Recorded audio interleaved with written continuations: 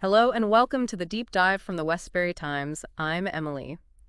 Today we're looking again at a question that, well, just doesn't seem to go away. Scottish independence. It's been a decade since the last referendum, so is it really back on the table? Our focus is Scottish independence 2.0. Is the union at risk again? It certainly feels like a live issue again, doesn't it? Very timely. Absolutely. And to help us navigate all this, we're really pleased to have Professor James MacLeod with us. He's a political historian from the University of Edinburgh, an author and, well, frankly, one of the top experts on UK devolution and Scottish politics. A very warm welcome. Thank you. It's good to be here. Great. So let's jump right in. 2014, that vote, 55% to remain in the UK. It felt quite definitive at the time. What's changed? What's driving this renewed push? You're right. It did feel like it might have settled things for perhaps a generation. But the single biggest factor, without a doubt, has been Brexit. You see, Scotland voted quite decisively, overwhelmingly in fact, to stay in the European Union. 62%, wasn't it? Precisely. Yeah. So when the UK as a whole voted to leave, and Scotland was taken out of the EU against its majority will, well, that created this deep sense of a democratic deficit. Okay, so that term democratic deficit, Hmm. you mean the feeling that a major decision impacting Scotland directly contradicted how the majority of people in Scotland voted. Exactly that. It wasn't just, a minor policy disagreement. It felt like a fundamental clash over Scotland's direction and its relationship with Europe.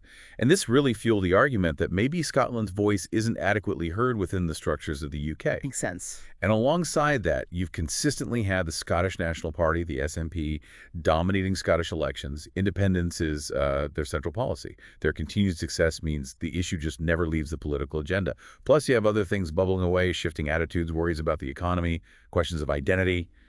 It all feeds in. So Brexit wasn't just about leaving the EU. It's sort of crystallized this feeling of difference, maybe, that Scotland's path diverges from Westminster's. I think that's a very good way to put it. Certainly amplified that feeling for many. Now, the political landscape itself keeps shifting. We've seen leadership changes in Scotland, Nicola Sturgeon stepping down, Humza Yousaf's tenure, and now John Swinney back at the helm of the SNP. How does that affect the independence movement? Well, Nicola Sturgeon provided very strong, consistent leadership focused on independence for a long time. Her departure inevitably created a period of uncertainty, maybe recalibration for the S&P. John Swinney coming back is likely seen as an attempt to steady the ship, bring experience, and perhaps a renewed strategic focus. But it's not just the SNP, is it? Labour seems to be gaining ground again in Scotland. Yes, and that's hugely significant. Labour's resurgence complicates the narrative for the S&P quite a bit.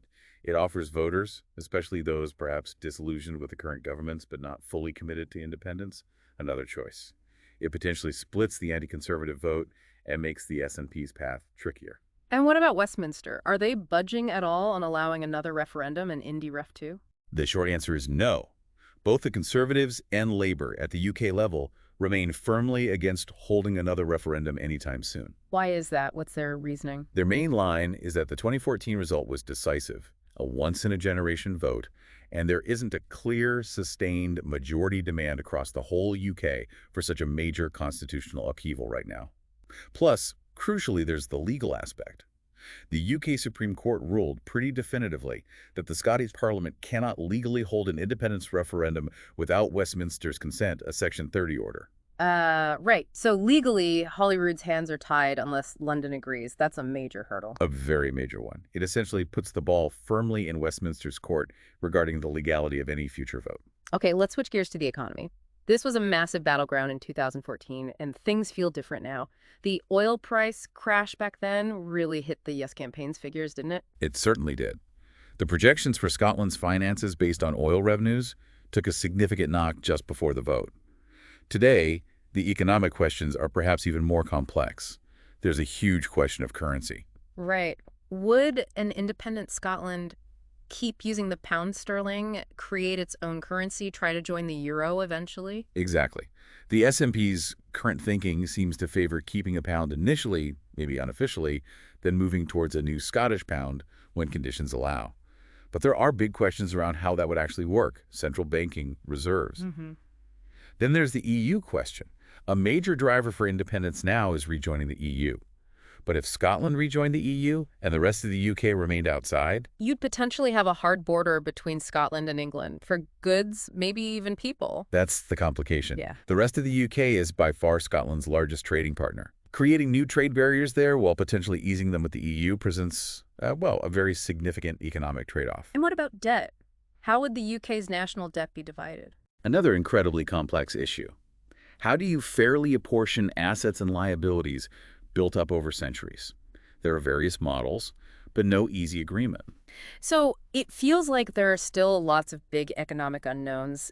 Does that lack of clarity, do you think, make some voters hesitant about independence? I think it undoubtedly does. Economic security is, understandably, a primary concern for many people. Uncertainty about pensions, mortgages, trade, jobs, these things weigh heavily. Any yes campaign needs credible answers to these questions.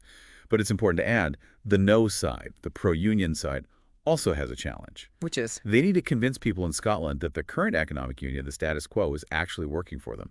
Especially post-Brexit and amidst cost of living pressures, it's not just about pointing out the risks of independence anymore. That's a fair point. Okay, so what are people actually thinking? What do the opinion polls say right now? Is it leaning one way or the other? It's incredibly close. Most polls over the last couple of years show support hovering around the 50-50 mark, sometimes slightly favoring yes, sometimes slightly favoring no. There hasn't been a sustained, decisive shift either way. It really suggests Scotland remains quite divided on the issue. Any patterns in who supports which side? You hear about age being a factor? Yes, that's one of the clearest trends. Generally speaking, younger voters are significantly more likely to support independence, while older voters tend to favor remaining in the UK. Interesting. What about geography? There are differences there, too. Support for independence tends to be higher in cities like Glasgow, Dundee, and parts of Edinburgh, whereas areas in the borders, Dumfries and Galloway, and parts of the northeast tend to show stronger support for the union. So if younger people are more pro-independence, does that mean time is on the side of the yes movement, demographically speaking? Logically, you might think so. Long-term demographic trends could slowly shift the balance. However, politics isn't always logical. People's views can change. Major events, economic shifts, the performance of governments north and south of the border, all these things can influence opinion much faster than demographics. So it's not a guaranteed trajectory. Right. Nothing's inevitable in politics. So let's imagine, hypothetically, another referendum campaign happens down the line. What would be the main arguments from each side, do you think? For the Yes campaign, I'd expect a strong focus on democracy and self-determination. The idea that Scotland's decisions should be made in Scotland. Rejoining the EU would be a massive pillar of their campaign escaping Brexit, rejoining that larger market and political bloc. And for the no campaign, sticking with the UK? Their core message would likely revolve around economic stability and security, pooling resources across the UK, the benefits of the larger internal market, the risks and uncertainties of separation, especially those economic ones we discussed. National security might also feature more prominently. Would a future campaign feel different from 2014? Oh, almost certainly. Think about how much communication has changed even since then. It would be far more digital, probably more reliant on targeted online campaigning, and sadly, potentially more polarized. We see that trend globally.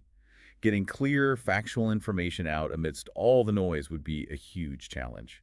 And for the independent side, you mentioned needing clear economic answers. Absolutely vital. To convince those crucial undecided voters, the ones hovering around the middle, they need credible plans for things like currency, borders, trade post-independence. Ambiguity probably wouldn't cut it. Okay, finally, let's zoom out. What does this ongoing debate about Scotland's future mean for the UK as a whole? What are the bigger implications? It's a fundamental challenge to the nature of the UK, isn't it? It forces the rest of the UK, particularly Westminster, to think about how the union functions and whether it needs to change. Does the current model adequately reflect the distinct political identities in Scotland, Wales, and Northern Ireland? Could a more federal structure work?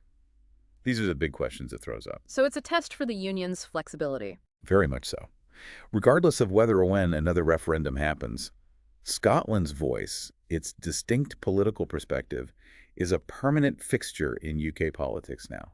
The debate itself changes the dynamics. So can the union survive this persistent questioning, in your view? I think it can survive, yes, but it probably can't survive unchanged indefinitely if a large part of one nation consistently feels the arrangement isn't working for them. Some form of evolution, perhaps further devolution or rethinking of intergovernmental relations, might be necessary for long-term stability. The status quo feels increasingly strained. The question of Scotland's place isn't likely to just disappear. A really important point to end on, the need for potential reform, perhaps, to keep things together. Professor James McLeod, this has been incredibly insightful. Thank you so much for sharing your expertise with us. My pleasure. Thank you for having me. And thank you for joining us for this deep dive. You can find more analysis like this on the issues shaping our world right here on the Westferry Times. Thank you for watching Westferry Times. Until next time.